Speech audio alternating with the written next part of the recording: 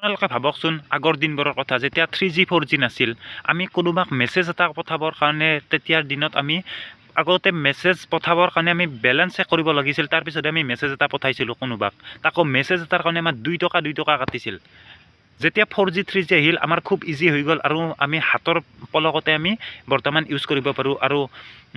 চবতকৈ বেছি আমি ইউজ কৰা এপটো হৈছে হোৱাটছএপ আৰু হোৱাটছএপ পৃথিৱীৰ 13 মিলিয়ন মানুহে হোৱাটছএপ ইউজ কৰে আৰু হোৱাটছএপৰ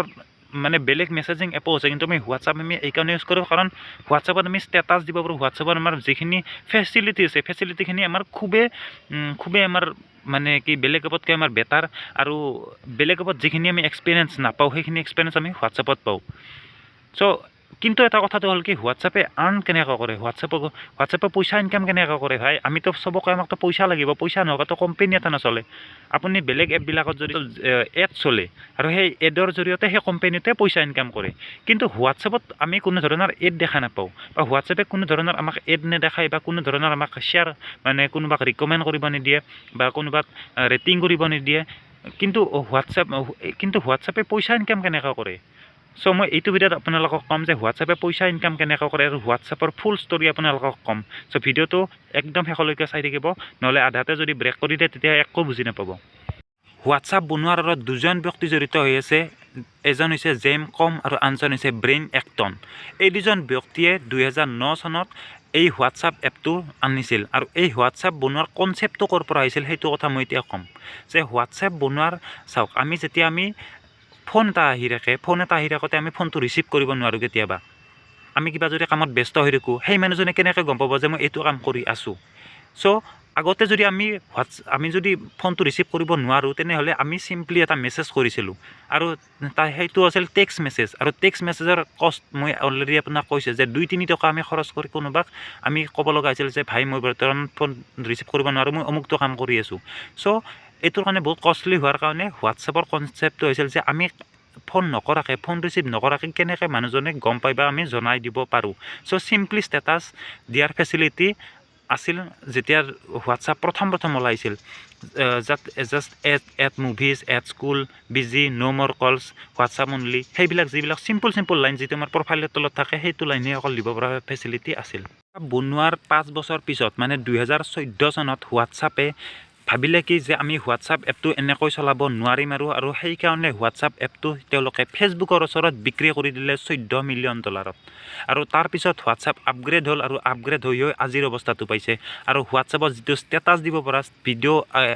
ভিডিঅ' ফটোজ এইবিলাক দিব পৰা 2014 পিছতহে হৈছে আৰু হোৱাটছআপৰ পপুলাৰিটি তাৰ পিছতহে বাঢ়িছে যেতিয়া হোৱাটছআপ ফেচবুকে কিনি ল'লে এতিয়া মই আপোনালোকক ক'ম যে হোৱাটছআপে কেনেকৈ ইনকাম কৰে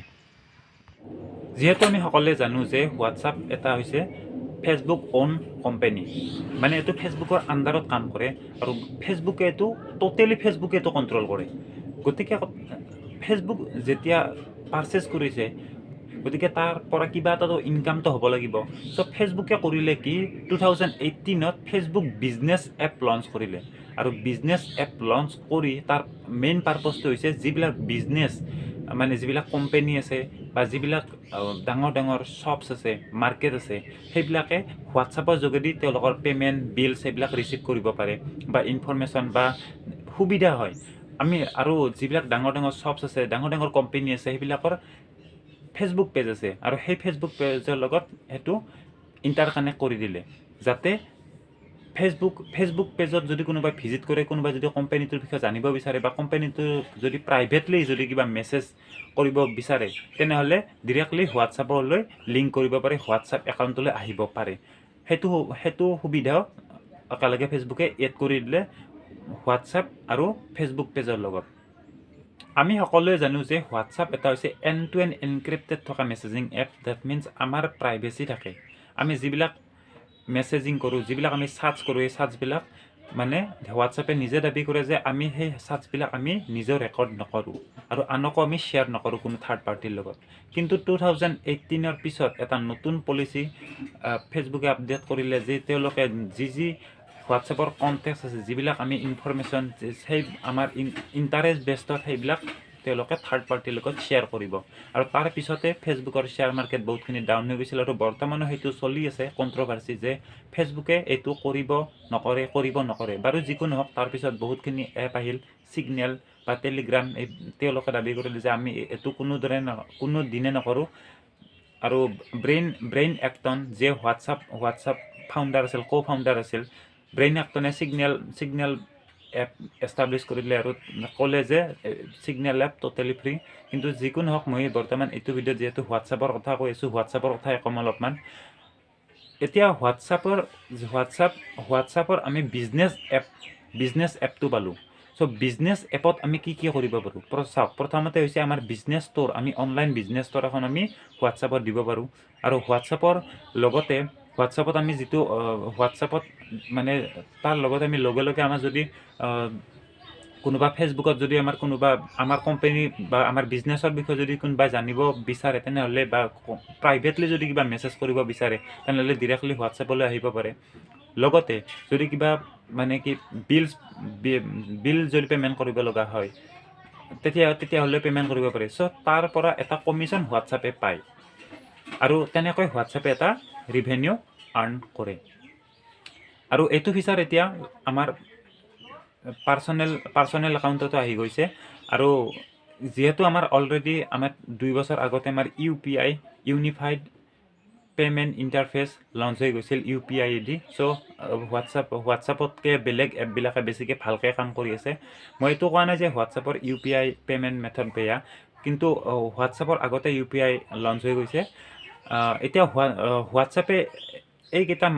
মানে মাধ্যমেদি পইচা ইনকাম কৰে আৰু লগতে ফেচবুকে এটা নতুন পলিচি আনিবৰ এটা চিন্তা চৰ্চা কৰি আছে হয়তো এইটো আৰু নেক্সট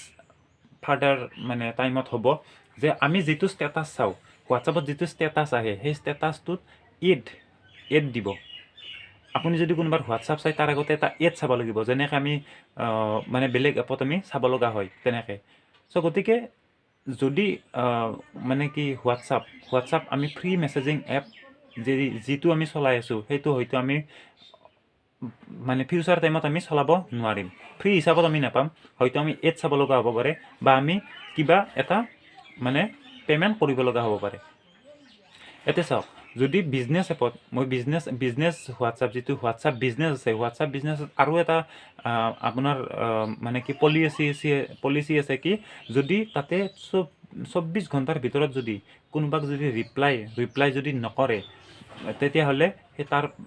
হোৱাটছএপে তাক চাৰ্জ কৰে সেইটো কাউণ্ট্ৰি ৱাইজ বেলেগ চাৰ্জটো সেই কোম্পানীটোক চাৰ্জ কৰে বা যিজনে পে'মেণ্ট কৰিব তেওঁ চাৰ্জ দিব লাগিব চ' সেইটো এক্সট্ৰা কাউণ্ট্ৰি ৱাইজ সেইটো চাৰ্জটো বেলেগ হয় এতিয়া যদি ভিডিঅ'টো আপোনাৰ ইনফৰ্মেটিভ লাগিল যদি হোৱাটছআপৰ বিষয়ে আপুনি জানি ভাল পালে তেনেহ'লে ভিডিঅ'টো শ্বেয়াৰ কৰিব আৰু চেনেলটো যদি নতুনকৈ আহিছে তেনেহ'লে ছাবস্ক্ৰাইব কৰিব